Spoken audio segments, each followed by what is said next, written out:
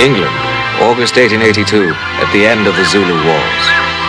At a country residence of Her Imperial Majesty Queen Victoria, amidst an unprecedented blaze of publicity and public interest in the Zulu people of southern Africa, an historic meeting took place between the Queen, her political and military advisors, and the defeated and exiled king of the Zulus.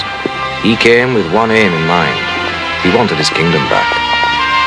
Your Majesty, His Highness Setswayo Kampande Zulu. Ndlovukazi.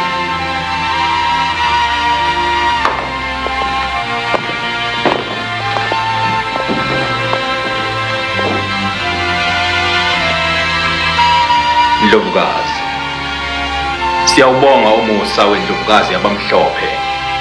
Sifisa ukwakha ubuhlobo obunomphelo. His Highness thanks Her Imperial Majesty for the kind way he has been received in Great Britain. He hopes he is here, he says, to seal that pact of friendship once and for all. Your Majesty, the Colonial Office feels that any act of clemency would be a grave miscalculation of the Zulu threat. Ma'am, gentlemen, we're not merely concerned here today with a dispute over territorial borders or the revindications of a defeated king. We are called upon to defend Africa. It is, I believe, our sovereign duty, ma'am, to safeguard the well-being of those of our countrymen who have settled in these distant lands, as well as that of the Kaffir tribes who look to us to bring peace to this land that has for the past 60 years been devastated by one of the most formidable military empires ever created, the empire of Shaka Zulu, here represented by his legitimate heir, King Setswayo. Professor Bramston. Shaka Zulu, Your Majesty. Yes, the founder of the greater Zulu nation and the Zulu Empire reigned from 1816 to 1828. Most definitely one of the greatest military geniuses in history. Certainly on the level of a Caesar or an Alexander the Great. Imagine, if you will, the prodigious feat accomplished by this 19th century African Achilles, Shaka Zulu. In less than 12 years, he transformed a handful of idyllic, relatively harmless herdsmen, who were by nature reluctant to engage in any form of warfare, into a Spartan army of over 80,000 highly trained, ruthless warriors, extending his influence over most of Southeast Africa.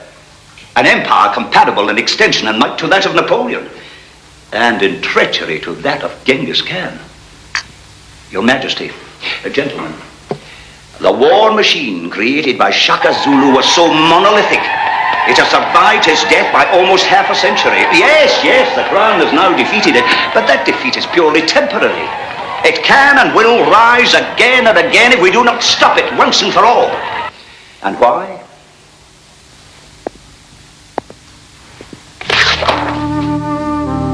Because King Shaka was no ordinary mortal.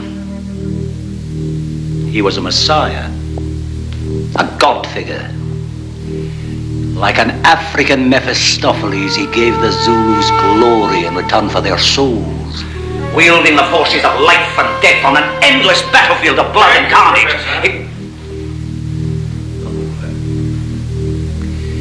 Your Majesty.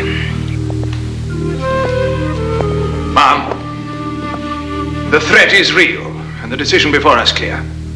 Therefore, the Colonial Office suggests that we constitute within the Zulu Kingdom a progressive destruction and dislocation of the military and economic system. In so doing, we feel that the Zulu people, deprived of central leadership, will revert to the state of innocuous bliss that they enjoyed before the insane conditioning of Shaka. I tend to agree with Kimberly. If the Zulus won't bend, break them and be done with it. That's what I say. I rather think we'll be doing them a favor. A return to the plough should prove to be most therapeutic for these savages. Might even bless them with a hint of civilization.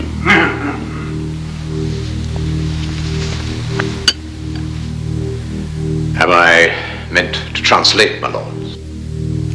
That won't be necessary, sir. We have so little in common, especially our concepts of human respect. Thank you, your lordships, for your chivalry.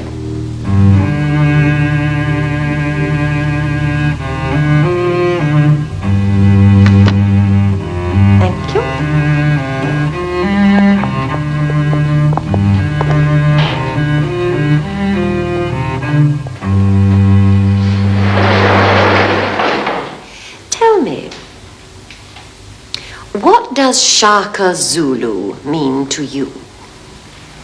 He was one of those rare men who had the courage to live his ideals and to instill his dreams into the hearts of his countrymen.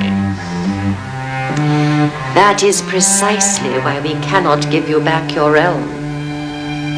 Shaka Zulu is more alive today than ever.